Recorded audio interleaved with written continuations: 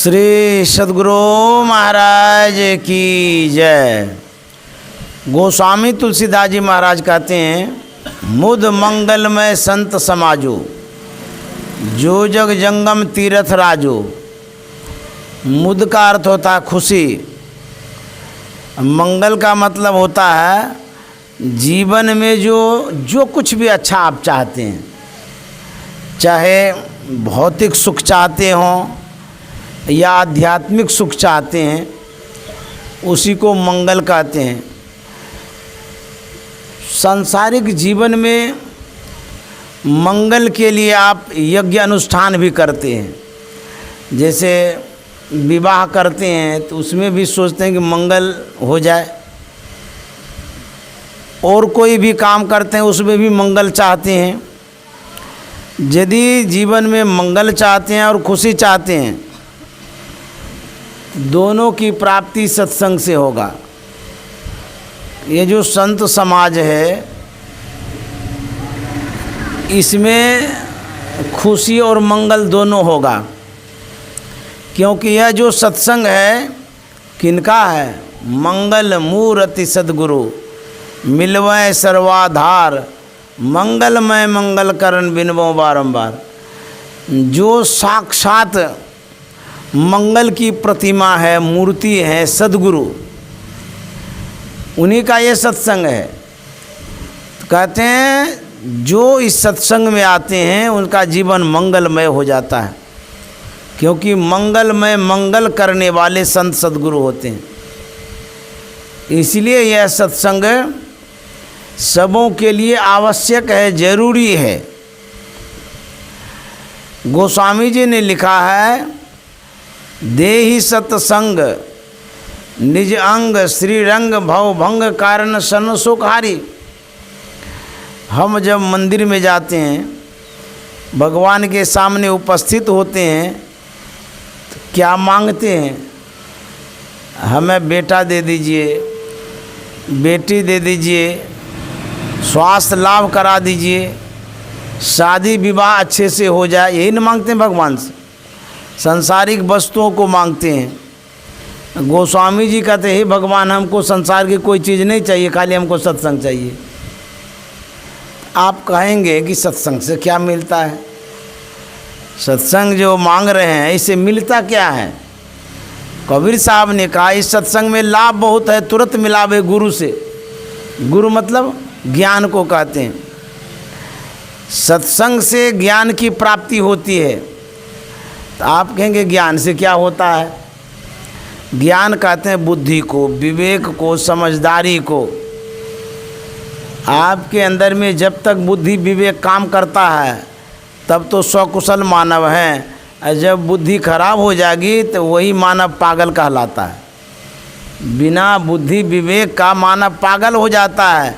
मानव तो है लेकिन पूर्ण मानव नहीं है, सही मानव नहीं है, पागल वाला मानव है। तो बुद्धि कहाँ मिलता है? इसी सत्संग में। तो कहते हैं इस सत्संग में लाभ बहुत है, तुरंत मिलावे गुरु से। गुरु में न ज्ञान से, ज्ञान से भेंट हो जाती है। एक बार लक्ष्मी ने सरस्वती से कहा कि दुनिया में मेरा जय जयकार होता है। होता ही है, सब कोई लक्ष्मी की पूजा करते हैं ना, कौन नहीं करता है? जो नहीं भी करता वो भी करता है। मान लिया जाए 1 लाख रुपया आएगा तो उसको बढ़िया से नहीं रखिएगा, तो बढ़िया से जो रखते हैं वही तो पूजा है। बक्सा में रखिएगा, बैंक में रखिएगा, पर्स में रखिएगा, छिपा के रखिएगा। तो लक्ष्मी को कितना हिफाजत से रखते हैं, पूजा करते हैं ना। तो लक्ष्मी ने सरस्वती से कहा, मेरा दुनिया में जय जयकार होता है, मेरी सबके पास चलती रहती है, मैं जो चाहती हूँ वही होता है, सच में होता है। सरस्वती ने कहा, ऐसी बात नहीं है। जिसे मैं चाहूँगी वो सकुशल रहेगा, और नहीं चाहूँगी तो सब तुम्हारा जो दिया हुआ सब बर्बाद हो जाएगा। बोले कि ठीक है, शर्त लगाओ, मैं जिसे दूंगी। लक्ष्मी ने कहा, मैं जिसे दूंगी उसका दुनिया में नाम होने लगा, बहुत कुछ हो जाएगा, मैं गरीब को अमीर बना सकती हूँ। तो बोले ठीक है, तुम दे करके देखो और उसके बाद हम बिगाड़ करके देखते हैं। लक्ष्मी जाती है, सड़क पर पड़ा हुआ एक साधारण आदमी था, उसके ऊपर वो कृपा करती है लक्ष्मी। इतना कृपा करती है, उसके घर में धन बढ़ना शुरू हो गया। बढ़ते बढ़ते बढ़ते घर हो गया, मकान हो गया, दुकान हो गया, लाखों करोड़ों हो गया उसके पास। था गरीब, बहुत अमीर हो गया। पैसे को सब कोई सलाम करता है, समझे, पैसे को ही प्रणाम करता है। अब पैसे की ही पूजा करता है लोग। वो जो अमीर हो गया उसका नाम भी होने लगा कि बाप रे फलाना आदमी बड़ा अमीर हो गया। पैसा का बहुत प्रभाव होता है, लेकिन ज्ञान का भी प्रभाव होता है। पैसा से कम नहीं, ज़्यादा होता है, वही मैं कह रहा हूँ। नाम भी होने लगा, यश कीर्ति भी हो गई, सब लोग कहने बाप रे इतना अमीर हो गया। लक्ष्मी सरस्वती के पास जाती है और कहती है कि देखो, जो एक साधारण आदमी था, सड़क पर पड़ा हुआ था, आज उस गांव में राजा बन गया है। मैं फकीर को भी, गरीब को भी राजा बना दी, इतना क्षमता हम में है। मैंने जो करके दिखाया है, अब तुम करके दिखाओ क्या करती हो। सरस्वती ने कहा कि तुम्हारा सब कुछ किया हुआ हो गया ना। लक्ष्मी ने कहा हाँ, हम तो पूरा कर दिए, राजा बना दिए उसको, अब क्या चाहिए। सब जाके प्रणाम करता है, उसको सलाम करता है, अब तुम करके दिखाओ। सरस्वती गई, उस व्यक्ति के अंदर में जो बुद्धि विवेक था सब खींच लिया, निकाल दिया उसके मस्तिष्क के, बुद्धिहीन हो गया वो। अब बुद्धिहीन आदमी क्या करेगा सो बताइए। आप हाथ में मोबाइल पकड़े हैं, बुद्धिए से पकड़े हैं। यदि बुद्धि नहीं रहेगी ना, वो मोबाइल को फेंक दीजिएगा, पता ही नहीं चलेगा कि आप क्या पकड़े हैं कि नहीं पकड़े हैं। बुद्धि से पकड़े हैं, बुद्धि से चलते हैं, बुद्धि से खाते हैं, बुद्धि से सब काम होता है। बुद्धि जिसके पास नहीं है वो कुछ नहीं कर सकता है, न ठीक से खाएगा, न ठीक से सोएगा, न ठीक से बोलेगा। पागल आदमी क्या क्या करेगा। सरस्वती ने क्या किया, सब ज्ञान खींच लिया, तब तो हो गया पागल, बुद्धिहीन हो गया। जितना जो रुपया था सब लुटाना शुरू कर दिया, किसी को दे देता था, लुटा लुटा करके जो भी संपत्ति थी सब समाप्त हो गई। पुनर्मूषिको भव, फिर वो सड़क पर आ गया। सरस्वती ने जाकर के लक्ष्मी से कहा, हे लक्ष्मी, तू कितना गुरूर करती थी, कितना अभिमान तुमको था अपने बल पर। जाकर के देखो, जिसको तुमने बना करके उच्च अट्टालिका पर चढ़ा दिया था, उनकी आज स्थिति कैसी हो गई है, जाके देखो। जाकर के देखती है लक्ष्मी, जहाँ पर वो था वहीं पड़ा हुआ है, जो धन संपत्ति है सब गायब हो गया, सब लुटा मिटा दिया, क्योंकि बुद्धि विक्षिप्त हो गई, मस्तिष्क खराब हो गया ना उसका, इसीलिए। तो लक्ष्मी ने कहा कि सरस्वती, मैं हार गई और तू जीत गई, अर्थात धन मान प्रतिष्ठा ये लक्ष्मी है और जो ज्ञान है वो सरस्वती है। तो सरस्वती की विजय होती है, लक्ष्मी हार जाती है। समझ गए। ज्ञान सबसे बढ़कर के होता है। ज्ञानेन हीना पशु भी समाना। जिस मानव के अंदर में ज्ञान नहीं है वो पशु तुल्य है। तो ज्ञान कहाँ ढूंढिएगा बताइए, ज्ञान कहाँ मिलता है। गोस्वामी जी ने लिखा है, ज्ञान सत्संग में मिलता है। बिनु सत्संग विवेक न होई। और वह सत्संग कैसे मिलता है, राम कृपा बिनु सुलभ न सोई। वह सत्संग तब मिलेगा जब राम की कृपा हुई, भगवान की कृपा होगी। ते नर नरक रूप जीवत जग, भव भंजन पद विमुख अभागी। नई सत्संग भजन नई हरि को, श्रवण न राम कथा अनुरागी। कहते हैं वह नर नरक के समान है जो सत्संग नहीं करता है। जो सत्संग करते हैं वह सही में मानव है, और जो सत्संग नहीं करते वो बुद्धिहीन है।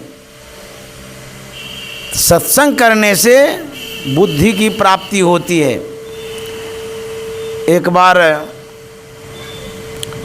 नानक साहब के सत्संग में बालक आया, और भी लोग सत्संग सुनते थे, बराबर आने लगा।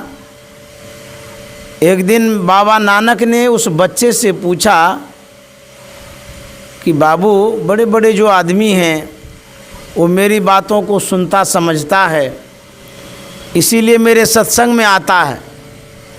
तू तो नन्हा मुन्ना बच्चा है जी, तू क्या सुनता समझता है जो मेरे सत्संग में आ जाता है? बालक ने जवाब दिया कि बाबा, जब मैं घर पर रहता हूँ, मेरी माँ भोजन बनाती है तो मैं चूल्हे के पास बैठा रहता हूँ। मैं देखता हूँ जब माँ चूल्हे में मोटी मोटी लकड़ियों को डालती है तो देर से जलती है, जब पतली पतली टहनियों को डालती है तो जल्दी जल जाती है। यह देख करके मेरे मन में हुआ, जो बड़े बड़े आदमी हैं वो मोटी मोटी लकड़ियों के समान है, वो तो देर से मरेंगे।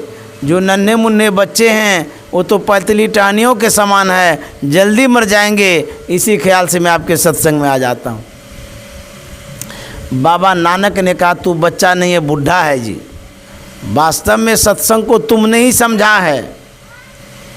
न बालक न यौवने न वृद्धि कछु बंद, वह अवसर नहीं जानिए जब आए परे जमफंद। इस जीवन का क्या ठिकाना है, कब क्या हो जाएगा। काल अचानक मारसी ज्योति तर को बाज, अचानक मृत्यु हो जाएगी, मर जाएंगे, चले जाएंगे इस संसार से। क्या साथ में जाएगा? खाली हाथ आए हैं, खाली हाथ जाएंगे। इसीलिए संत महात्मा कहते हैं, यदि कुछ लेके जाना चाहते हैं तो यही सत्संग का संस्कार जाएगा साथ में। इसीलिए सत्संग की आवश्यकता है। सत्संग को समझना बहुत ज़रूरी है। एक बार गुरु महाराज का सत्संग हो रहा था। उस सत्संग में सभी वर्ग के लोग आए थे। सत्संग समय भर चलता रहा। जब सत्संग की समाप्ति हो गई, एक व्यक्ति गुरु महाराज के पास गए। उन्होंने गुरु महाराज से कहा कि महाराज, आपने सत्संग किया, बड़ा अच्छा किया, लेकिन मेरे मन में एक बात का खटका रह गया। गुरु महाराज ने कहा, खटका रह गया? कौन बात का खटका रह गया? बोले कि आप ठाकुर जी को कहीं नहीं पधराए, यही थोड़ा ठीक नहीं लगा। गुरु महाराज ने कहा, आपने सत्संग सुना? बोला हाँ, बड़ा गौर से सुना, बड़ा अच्छा भी लगा, शुरू से अंत तक मैंने सुना है। तो गुरु महाराज ने कहा, आपने जो सत्संग सुना तो आपने समझा? बोला हाँ हाँ, समझ गए। तो गुरु महाराज ने कहा, मैंने ठाकुर जी को पधरा दिया था।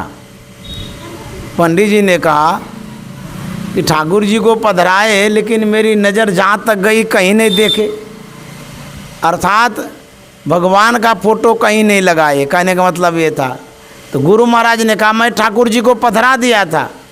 पंडित जी ने कहा ना, मेरी नज़र जहाँ तक गई वहाँ तक हम देखे नहीं, कहाँ पधराए, बता दीजिए। गुरु महाराज ने कहा, आपने जो सत्संग सुना यही सत्संग ठाकुर जी था, इसी को मैंने पधरा दिया।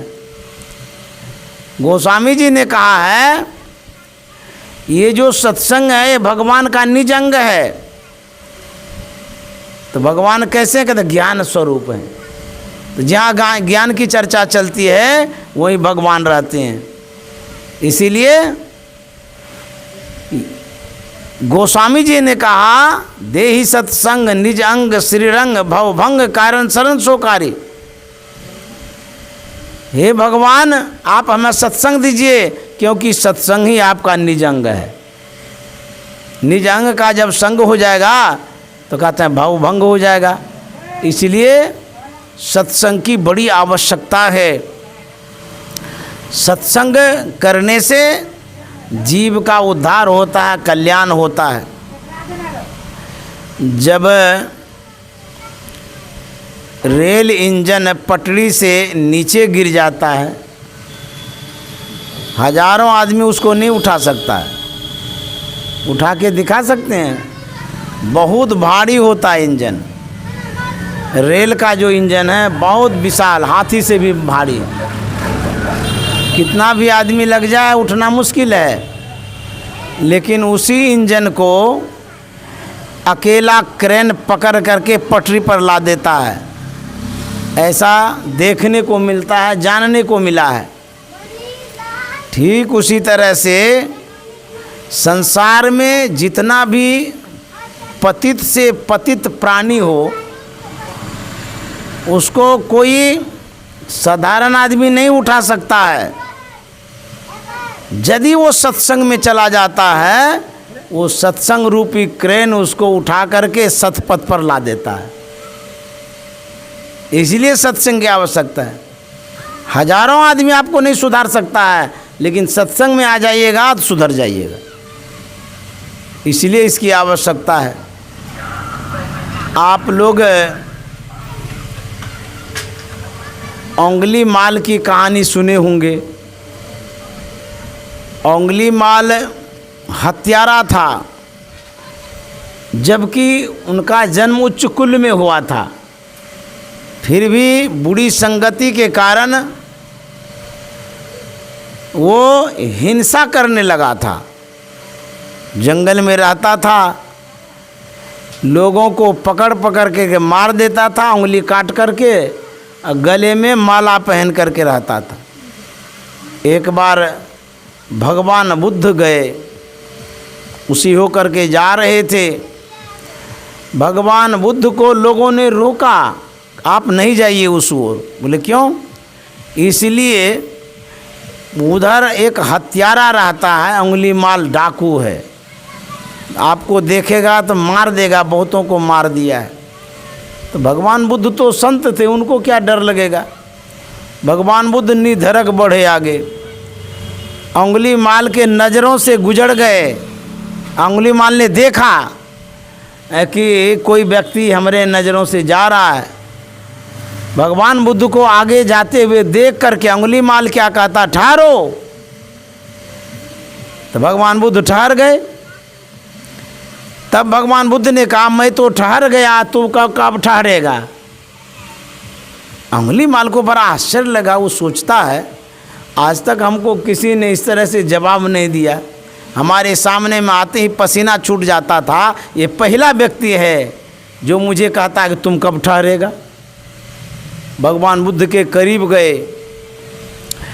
संत की नैसर्गिक आभा भी होती है, उसका अपना प्रभाव होता है। जैसे आग में कोई भी चीज़ दीजिए, सब गल करके राख हो जाएगा, समझ गए? उसी तरह से कितना भी अज्ञानी व्यक्ति हो, वह व्यक्ति यदि संत के शरण में जाता है, उसकी अज्ञानता सब समाप्त हो जाती है। जितना भी पापी हो, संत के पास जाने से सभी पाप नष्ट हो जाता है। वह अंगुलीमाल भगवान बुद्ध के पास गया तो उनके अंदर में जो पाप वृत्ति थी वो दूर हो गया। वह अंगुलीमाल शुद्ध हो गया, पवित्र हो गया, विचार उनका बदल गया। भगवान बुद्ध के शरण में कहता है कि मुझे आप अपने शरण में ले लीजिए। तब अंगुलीमाल ने जो शरणागति ग्रहण की, भगवान बुद्ध ने स्वीकार किया, उसे भी साधु बना दिए, सन्यासी बना दिए। तो संत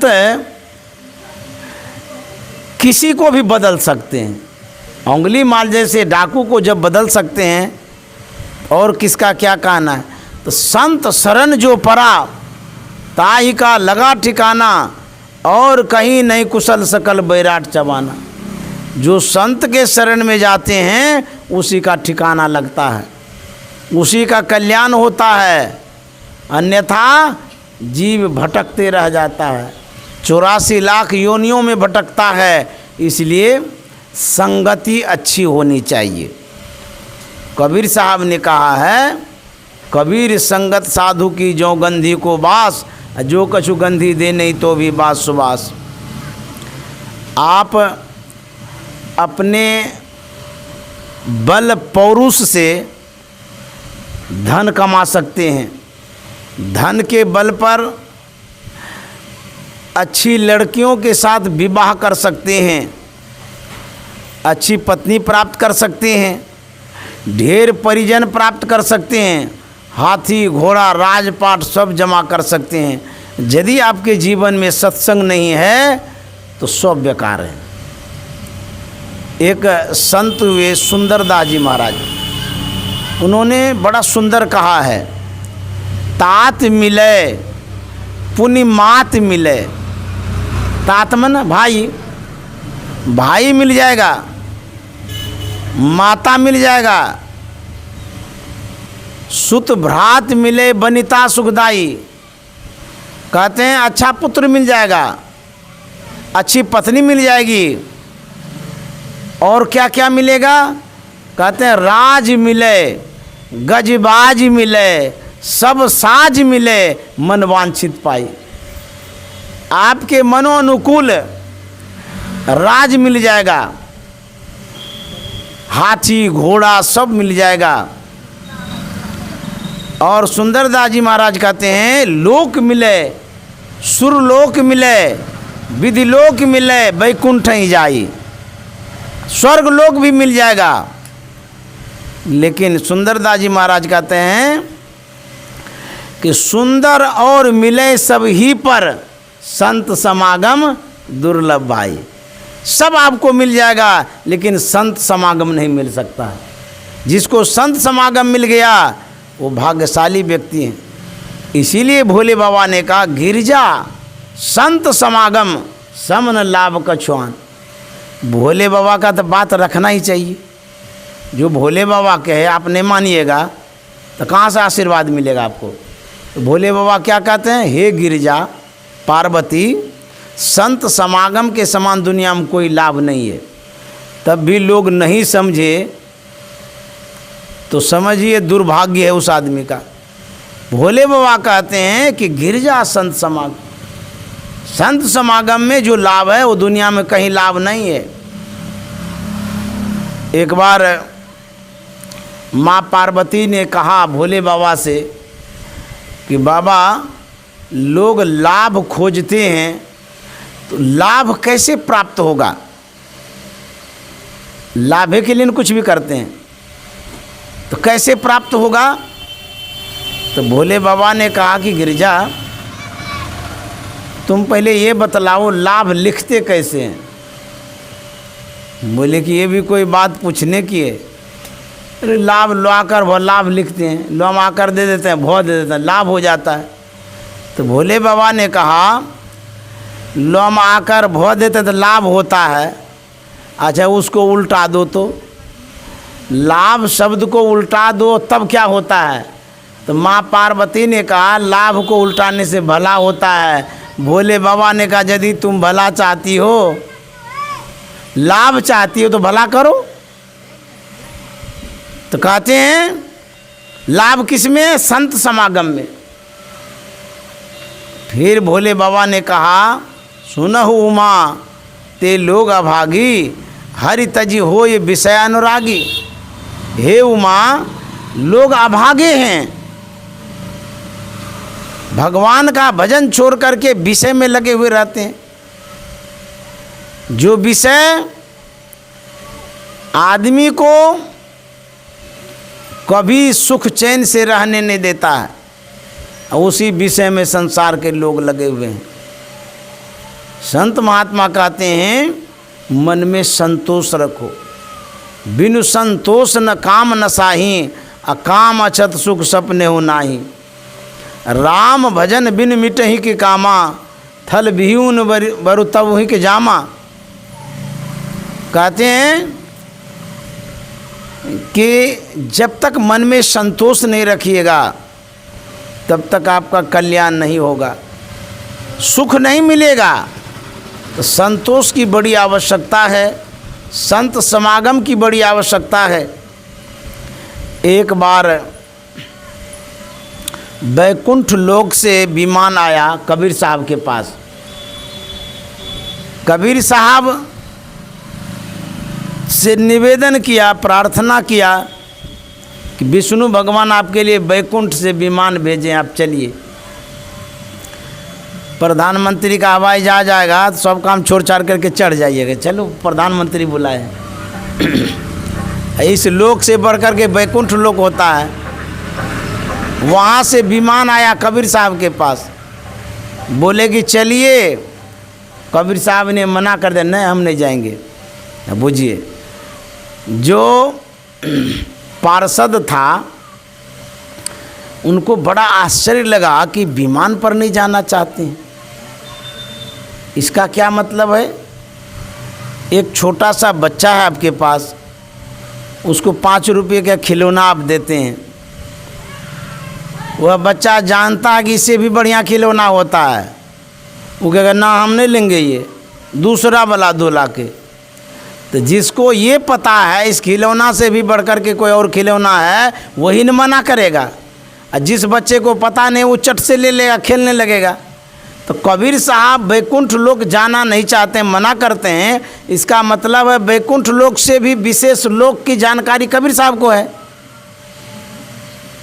तो पार्षद ने पूछा, भाई जाना क्यों नहीं चाहते हैं, क्या बात है?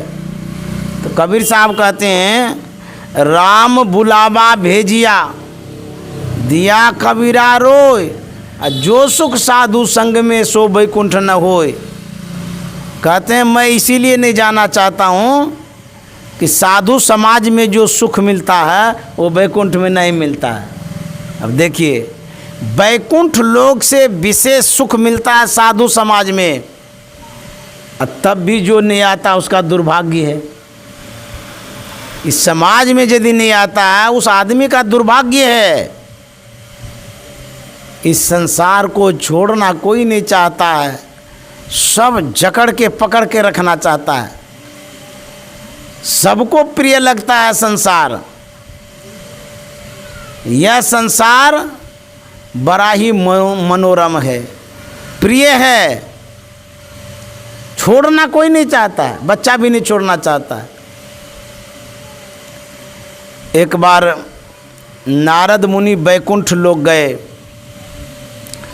बैकुंठ लोक में विष्णु भगवान को देखे कि अकेले बैठे हैं। नारद मुनि ने कहा कि भगवान आप अकेले यहाँ पर हैं, कोई आपके साथ नहीं है, क्या इस लोक में कोई रहना नहीं चाहता है? जबकि बैकुंठ लोक यहाँ से तो सुख सुविधाजनक है, भगवान का लोक है तो सुविधा होबे करेगा। आप जहाँ रहते हैं वहाँ की व्यवस्था, जहाँ प्रधानमंत्री रहता है वहाँ की व्यवस्था अंतर होगा कि नहीं होगा? आसमान धरती का फर्क होगा। नारद मुनि ने कहा यहाँ कोई नहीं आता, बोले कोई नहीं आना चाहता है। तो नारद मुनि ने कहा मैं पृथ्वी पर जाता हूँ, वहाँ के लोगों को बुला करके बैकुंठ लोक लाता हूँ, देखे कैसे नहीं आता है। बोले मुनि जी, जितना आप सहज और सरल समझ रहे हैं लोगों को लाना, वो बड़ा कठिन है। लोग जिस रंग में संग में रच बस जाते हैं वही उनको अच्छा लगता है, छोड़ना नहीं चाहता है। चाहे वो कैसा भी संग हो वही प्रिय है, कितना भी अभाव दिक्कत हो वही अच्छा लगता है उनको। बोले नहीं नहीं हम तो बुला के ला ही लेंगे। तो बोले जाइए प्रयास करिए। नारद मुनि इस धरा धाम पर आए, अब ढूंढने लगे किसको ले जाएंगे बैकुंठ लोक। बच्चों का समूह था। मुनि जी ने सोचा कि बच्चे को समझा बुझा देंगे चला जाएगा ये, पहले बच्चे से शुरू करते। बच्चों के जेड़े में गए, बोले बाबू तू धूल में क्यों खेल रहा है, गंदे स्थान में खेल रहे हो, चलो बैकुंठ लोग, वहाँ बहुत सुंदर सा स्वर्ग जैसा है, वहीं रहना, खाना पीना सब कुछ बढ़िया से मिलेगा। सब बच्चा हंसने लगे, बोले देखो क्या बैकुंठ लोग कहते हैं, हम नहीं जाएंगे मम्मी पापा को छोड़ करके, आप ही जाइए। कोई बच्चा तैयार नहीं हुआ। उसके बाद मुनि जी के मन में हुआ बच्चा नहीं जा रहा, नहीं समझता, इसीलिए नहीं जा रहा। फिर गए युवा के पास, कुछ युवक लोग बैठे हुए थे, उनको समझाया बताया। युवक लोग हंसने लगे, बोले देखिए अरे यहाँ जो सुख मिलता है, यहाँ जो आनंद है, वो बैकुंठ लोक में क्या आनंद होगा, हम लोग क्यों छोड़ करके जाएंगे, हमको क्या दिक्कत है, जाइए आप ही बैकुंठ लोक में रहिएगा, नहीं जाएंगे। निराश हो गए कि तो कोई तैयार नहीं होता है, जवान आदमी भी नहीं समझता है। फिर एक बाज़ार हो करके जा रहे थे, जाते जाते एक दुकान में तिलकधारी सेठ जी बैठे थे, तिलक लगा करके, और नारद मुनि सोचे कि ये ज़रूर जा सकता, क्योंकि ये भगवान के भगत हैं, तिलक लगाए हुए हैं, भजन करते होंगे। नारद मुनि पहुँचे, बोले राम राम सेठ जी। सेठ जी ने कहा राम राम, आइए आइए आइए महाराज, मेरा बड़ा सौभाग्य है जो हमारे दुकान पर आप आए हैं, आज मेरा मंगल ही मंगल होगा जीवन में, साधु महात्मा आए हैं, क्या समाचार है, कहिए मुनि जी। बोले सब समाचार ठीक ठाक है, मैं घूमते घामते आपके पास पहुंचा हूं, संसार के लोगों को कहता हूं बैकुंठ लोक चलो तो कोई जाना नहीं चाहता है, मैंने देखा आप तिलकधारी हैं, भगवान के भगत हैं, आपसे मिलूं शायद आप मान जाएं, आप चलेंगे बैकुंठ लोक। तो बड़ा तेज बोलने में था, बोला हाँ मुनि जी क्यों नहीं जाएंगे, मेरा तो सौभाग्य होगा, बैकुंठ लोक सबको थोड़ा मिलता है, जन्म जन्म मुनि जतन कराही, जन्मों जन्म तक जब तप करते हैं, व्रत करते हैं, उपवास करते हैं, यज्ञ करते हैं, तब किसी को बैकुंठ लोक मिलता है। मुनि जी मेरा सौभाग्य है, मैं ज़रूर जाऊंगा बैकुंठ लोक। नारद मुनि बड़ा खुश हो गए, चलो एक तो तैयार हुआ ना। तो बोले कि तब चलिए। बोले सुनिए मुनि जी, मैं ज़रूर जाऊंगा, लेकिन ये जो दुकानदारी है इसको हमारे ही सिर पर है, हम ही संभालते हैं। हमारा लड़का जो है अभी कारोबार को संभाल नहीं पाता, लड़ है अभी, थोड़ा सा ये जो भार है अपने बेटे के ऊपर दे दूं, संभालने लगे, तब तो जाना ही जाना है, और काम ही क्या है दुनिया में, आप कुछ दिन बाद आइएगा। मुनि जी सोचे कि नहीं से तो अच्छा है, बुलाया तो कम से कम। चले गए नारद मुनि, होते होते कुछ दिन बाद आए, तब तक में उसका लड़का काम दुकानदारी का संभालने लगा था। बोले मुनि जी अब तो लड़का काम धाम संभालने लगा, अब तो चलिए। बोले हाँ मुनि जी काम तो संभाल रहा है लड़का, आप ठीक ही कहते हैं, लेकिन देखिए हम लोग सामाजिक व्यक्ति हैं, पारिवारिक जीवन जीते हैं, मेरा यह कर्तव्य होता है, माँ बाप का कर्तव्य होता है कि जवान लड़का लड़की को विवाह कर दें, यह भी एक धर्म है, विवाह हो जाए तब तो छुट्टी होगी, ऐसे छोड़ देंगे पता नहीं क्या होगा नहीं होगा। कुछ दिन बाद आइएगा। फिर चले गए नारद मुनि, होते होते कुछ दिन के बाद आए, बोले सेठ जी अब तो लड़के का विवाह हो गया। बोला हाँ हो गया, बहू भी आ गई, सब काम बढ़िया से ही हो रहा है। बोले अब तो चलिए। तो सेठ जी ने कहा कि मुनि जी थोड़ा तो ठहरिए, अरे संसारिक जीवन है, कम से कम पोता पोती का मुंह तो देख लो, यह भी एक शौक़ है, जाना तो है ही है, जाएंगे तो फिर थोड़ा आएंगे, थोड़ा दिन और ठहर लीजिए। नारद मुनि फिर चले गए, बहुत दिन के बाद फिर आए, सही में कहा वो पोता पोती सब हो गया था। बोले सेठ जी अब तो आपका पोता पोती से घर भर गया, अब तो आप खुश हैं, अब तो उत्तरदायित्व से निवृत्त हो जाइए, अब कारोबार बेटा संभालने ही लगा, पोता पोती सब हो ही गया, अब छोड़िए संसार को। बोले मुनि जी आप ठीक ही कहते हैं, संसार छोड़ने के लिए। छोड़ तो देंगे, लेकिन थोड़ा और वक्त दीजिए हमको, थोड़ा और देखभाल कर लेते हैं, कुछ दिन में चले जाएंगे। फिर मुनि जी चले गए। पोता पोती सब भी थोड़ा बड़ा बड़ा हो गया। मुनि जी आए, नारद मुनि ने कहा अब तो सब कुछ हो गया, अब कोई बाकी तो नहीं है। संसार भी आपने देख लिया, परिवार भी आपने देख लिया, पोता पोती का मुंह भी देख लिया, अब बाकी क्या रहा? सेठ जी ने कहा नारद मुनि आपको और कोई नहीं दरबार दिखता है, बार बार मेरे यहाँ आते हैं, हम क्यों जाएंगे वैकुंठ लोग, हमको कोई चीज़ का कमी है, भागिए यहाँ से।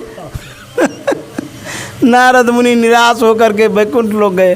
बोले भगवान विष्णु से आप सही ये कहते हैं, कोई छोड़ना नहीं चाहता है, सबको ये संसार प्यारा लगता है, सब प्यारा परिवार और संपत्ति भी भावे।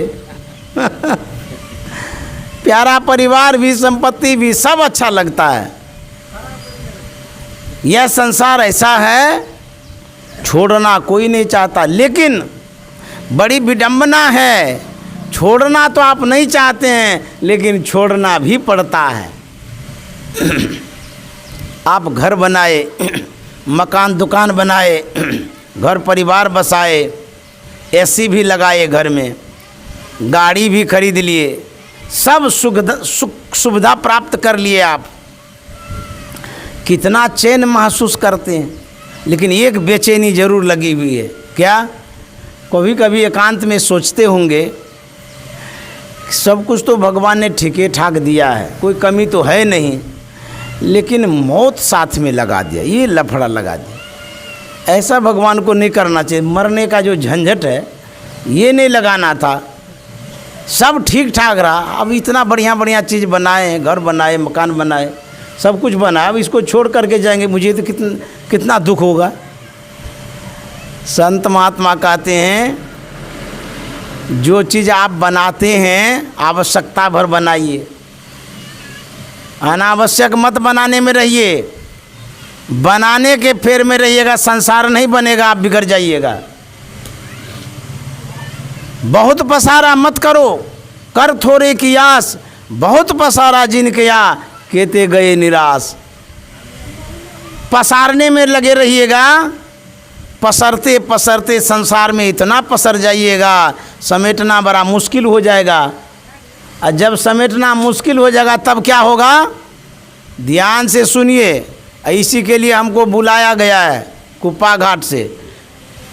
सब दिन हम यहाँ नहीं रहेंगे, थोड़े देर के लिए हम आए हैं, बहुत मेहनत के पास आए हैं। कहाँ से हम आए हैं, प्रोग्राम लिया गया है मेरा। यदि इस बात का वैल्यू नहीं दीजिएगा, आपके जीवन में कुछ नहीं आएगा। समझ गए? सत्संग का महत्व समझिए। ऐसे मैं नहीं आया हूँ, पहले प्रोग्राम लिया, प्रोग्राम दे दिए हैं तब आए, नहीं तो दूसरे को दे देते, ऐसे नहीं करते यहाँ। आप लोग यदि ध्यान से नहीं सुनिएगा, समझिएगा, दोबारा ऐसे नहीं करेंगे। सोचेंगे कि ये लोग सुनता ही नहीं, तो हम आकर के क्या करेंगे। आप लोगों को यदि अच्छा न लगे तो मैं क्यों आऊँ यहाँ, तब अवधेश होगा, बात रखेंगे ही नहीं। तो ध्यान से सुन लीजिए थोड़ा देर और। मैं कह रहा था कि परमात्मा ने सब कुछ दिया, लेकिन मौत साथ में लगा दिया, ये बड़ा गड़बड़ कर दिया। सब कुछ छोड़ करके एक दिन जाना होगा। आए हैं सो जाएंगे, राजा रंग फकीर, एक सिंहासन चढ़ी चले, एक बंधे जात जंजीर। डर करनी डर परम गुरु, डर पारस डर सार, डरत रहे सो उबरे गाफिल खावे मार। डरिए, पाप से डरिए, मौत से डरिए, भगवान से डरिए, एक दिन मृत्यु हो जाएगी। सोचिए, खाली खाने पीने में मत भुला जाइए, बाल बच्चा पैदा करने में मत भुला जाइए कि हम यहीं सब दिन रहेंगे। मौत एक दिन होगी। क्यों?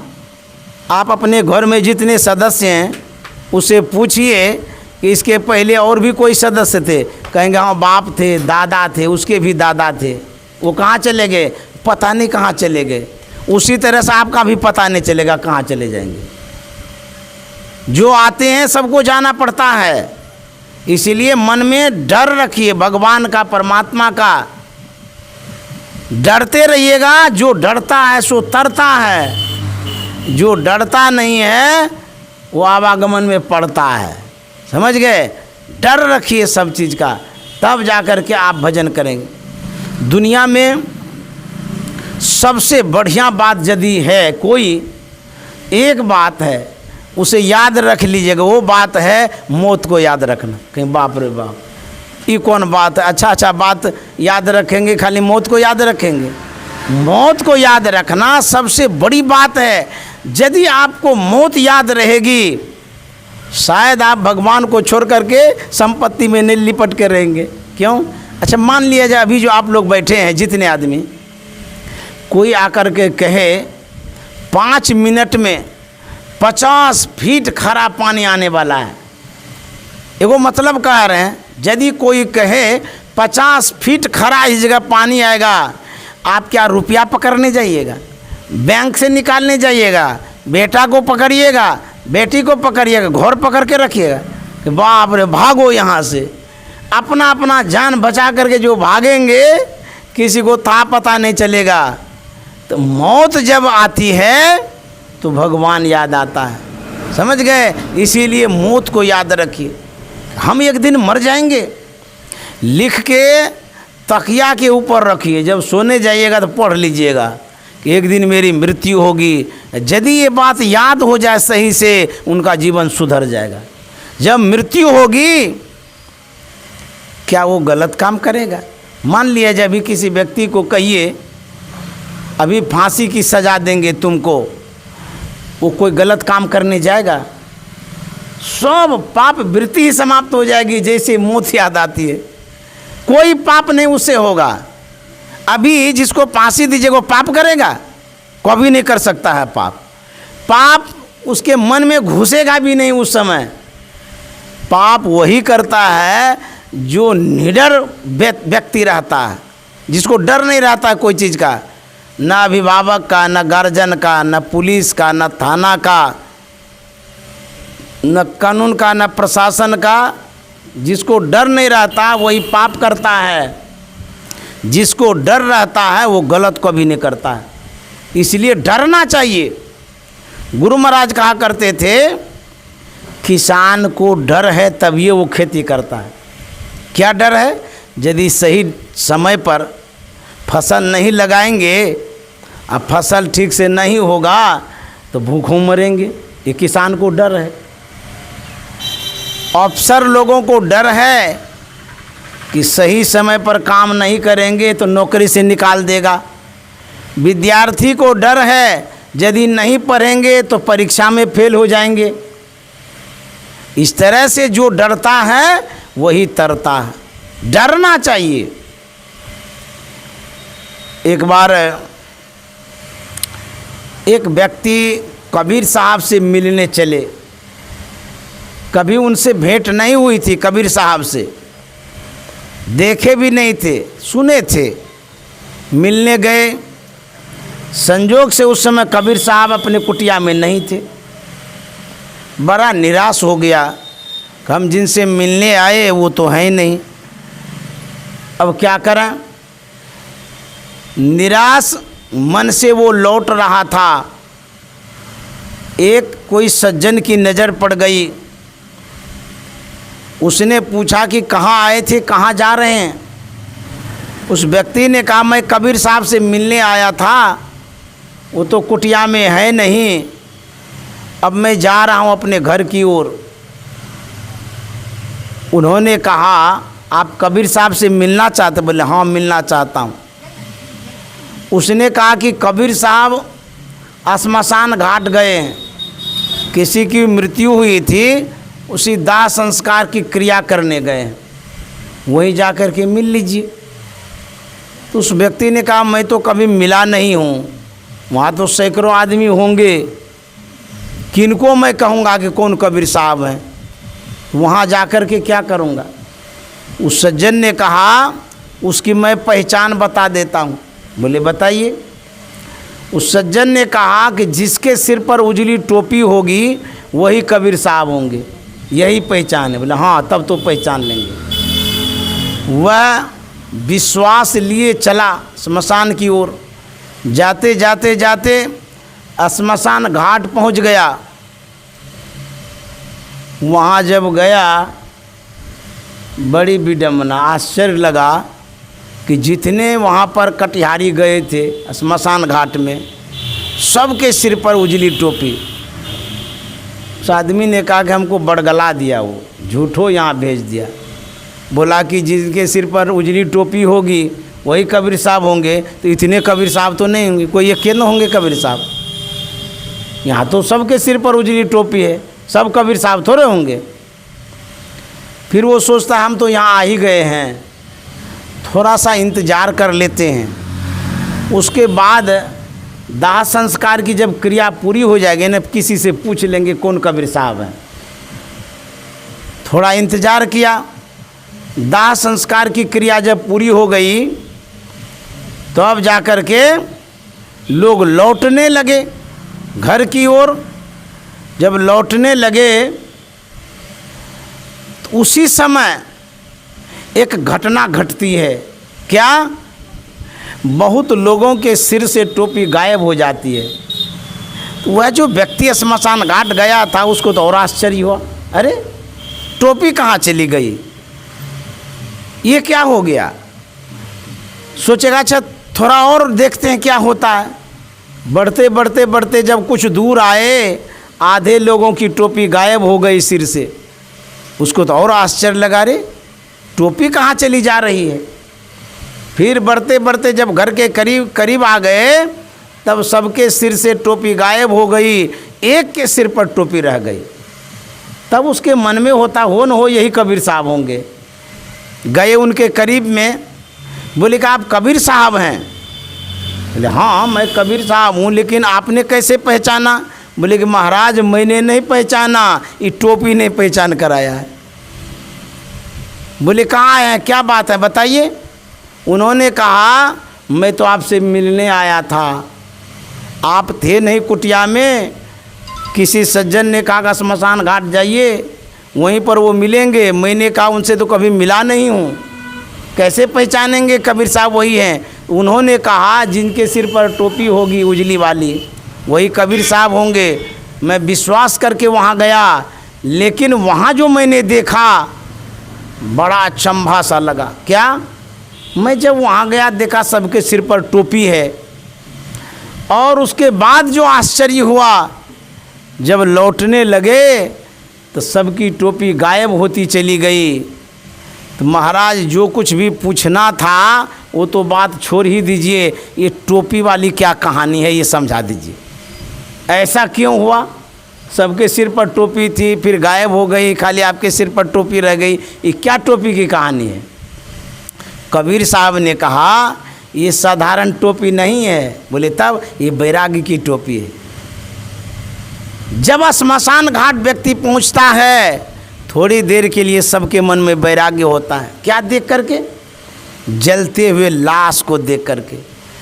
उस समय वह देखता है अरबपति थे अभी जल रहे हैं, उतना पैसा था वो भी छोड़ करके यहाँ स्मशान घाट में जल रहे हैं।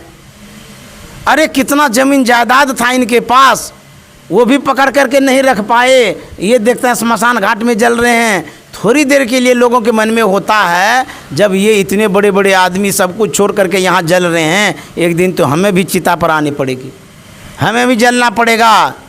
तो मन में वैराग्य होता है संसार क्या है, कितना क्षणभंगुर है, घर मकान दुकान परिवार सब छूट जाएगा, एक दिन चिता पर चले जाएंगे। उस समय वैराग्य होता है सबके मन में। यही वैराग्य की टोपी है। जब व्यक्ति दाह संस्कार पूरा करके घर लौटता है वह यहाँ तक भूल जाता है कि अभी हम किसी को जलाने भी गए थे। वही कहानी घर घर की कहानी शुरू हो जाती, क्या हाल समाचार है, कैसे है, बाल बच्चा कैसा है, क्या कमाता करता है। घर आते आते यह भी भूल जाता है कि मैं किसी को दाह संस्कार में भी ले गया था। यही विडंबना है। संसार के लोगों के अंदर में जो वैराग्य होता है वो क्षणिक होता है, क्षण भर में समाप्त हो जाता है, लेकिन संत का जो वैराग्य है वो समाप्त नहीं होता है। वो 24 घंटा एक जैसा ही रहता है। यही अंतर है।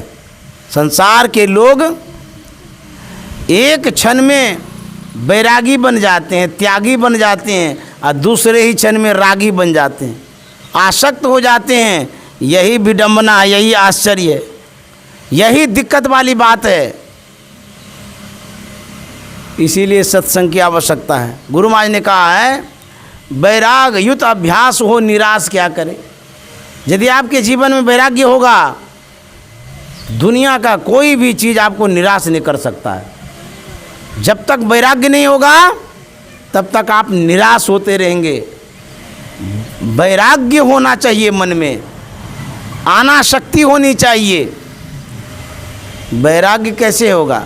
सब तो अच्छा अच्छा लगता है, घर में जो भी सामान है वो भी अच्छा लगता है, तो कैसे वैराग्य होगा? वैराग्य होना बड़ा मुश्किल है। तो कहते हैं जो भजन करेगा, सत्संग करेगा, जो ध्यान करेगा, उसी को वैराग्य हो सकता है। अन्यथा संसार छूटना बड़ा मुश्किल है। ये संसार बहुत प्रिय लगता है, परिवार भी प्रिय लगता है, पैसा भी प्रिय लगता है, तो कौन छोड़ना चाहेगा? संत महात्मा इस वस्तु को किस तरह समझते हैं? जैसे बच्चा किसी भी चीज़ को खिलौना समझ लेता है, उसी तरह से संत महात्मा के पास धन संपत्ति है, लेकिन वो भी साधारण समझ के रखा है, आसक्त नहीं होता है। संसार के लोग रोने लगते हैं, संत रोते नहीं संसार के लिए। कबीर साहब ने कहा है, कबीर जब हम पैदा हुए जग हंसे हम रोए, ऐसी करनी कर चलो हम हंसे जग रोए। ऐसा काम करके जाइए, आप हंसते हुए जाइए, और संसार के लोग आपके लिए रोते रहे। वैसा काम क्या है? गुरु महाराज ने कहा, सुकृत कर ले, नाम सुमर ले, को जाने कल की, जगत में खबर नहीं पल की। जो भगवत भजन है, इसको जब करिएगा, यही निज काम है, अपना काम है, यही अच्छा काम है। इसको यदि करके जाइएगा तब हंसते हुए जाइएगा, अन्यथा रोते हुए आए हैं और रोते हुए जाएंगे। जब जन्म होता है तो बच्चा रोता है ना, और मरने के समय प्राण जब छूटता है उस समय भी रोना होता है। यदि आप रोना नहीं चाहते हैं तो ध्यान और सत्संग करिए, तभी छूट सकते हैं, अन्यथा और कोई उपाय नहीं है। श्री सद्गुरु महाराज की जय। मैं आदरणीय भूपेंद्र मंडल जी को बहुत ही सराहता हूँ, बड़ाई करता हूँ और सम्मान भी करता हूँ, धन्यवाद देता हूँ, क्योंकि उन्होंने इच्छा जाहिर की सत्संग कराने की कि मैं अपने घर पर सत्संग कराऊं। यह घर के उद्घाटन का भी अवसर है। नया घर बनाए हैं, इनके मन में हुआ कि सत्संग के द्वारा ही इस घर का उद्घाटन करना, यही पूजा पाठ हो जाएगा, यही सबसे बड़ा काम हो जाएगा। तो साधु महात्माओं को बुला करके उन्होंने सत्संग कराया। सत्संग सभी पूजा से बढ़कर के होता है। अब कोई पूजा बाकी नहीं है। इससे घर शुद्ध होता है, मन शुद्ध होता है, विचार शुद्ध होता है, स्थान शुद्ध हो जाता है, वातावरण शुद्ध हो जाता है, सब शुद्ध होता है सत्संग कराने से। क्योंकि सत्संग शब्द जो है ये मंत्र है, मंत्र। जहाँ तक आवाज़ जाती है वहाँ तक शुद्ध होता है। ये अनुभव की बातें हैं। संतवाणी जो होती है अनुभव बातें होती है, अनुभव वाणी होती है। इसीलिए जहाँ संतवाणी की बातें हो गई, सब पूजा पाठ पूरा हो गया। श्री सद्गुरु महाराज की जय। आप लोग जो चौसा के सत्संग प्रेमी यहाँ आए, आप लोगों को बहुत बहुत धन्यवाद। इस चौसा के अभिया टोला में सत्संग हो रहा है, तो अभिया टोला के जो निवासी हैं उन सबों को भी मैं बहुत बहुत धन्यवाद देता हूँ, साधुवाद देता हूँ। आप लोग विशेष संख्या में उपस्थित हुए हैं सत्संग करने के लिए। श्री सद्गुरु महाराज की जय।